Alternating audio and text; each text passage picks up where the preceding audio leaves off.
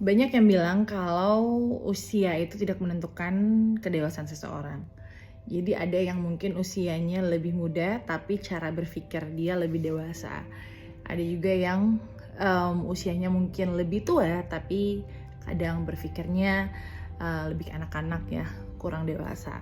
Tapi ada satu hal yang harus tetap melalui proses dan kematangan usia dan berpikir menurut saya, yaitu mental. Jadi mungkin dia usianya lebih muda tapi kedewasaan berpikirnya ada, cuman mentality atau mental untuk melakukan hal yang dia pikir itu secara dewasa belum tentu bisa dilakukan. Misalnya ada seseorang yang mau serius untuk menjalani sesuatu, baik itu hubungan, pekerjaan, atau tanggung jawab. Dia berpikir ini sudah waktunya dan dia berpikir dewasa untuk hal tersebut. Tapi ketika diperhadapkan dengan hal tersebut, dia nggak punya mental untuk melakukan itu. Ternyata proses dan perjalanan hidup ini juga berpengaruh terhadap mental seorang dalam melakukan kedewasaan pikirannya itu. Atau misalnya yang kedua, let's say kita mau ketemu presiden nih, Pak Jokowi.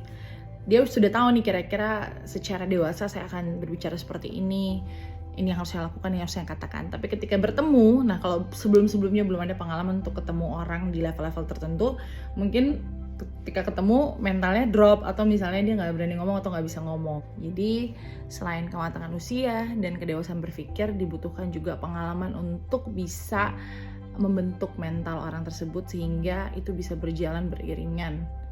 Kematangan usia, kematangan berpikir, dan mentalnya. Nah jadi kayak pengalaman hidup, proses kehidupan, pergaulan, pertemanan, circle, dan perjalanan kehidupan kita menentukan mentality kita. Jadi bukan hanya latihan dewasa dalam berpikir, tapi juga kita harus melatih mental kita setiap hari.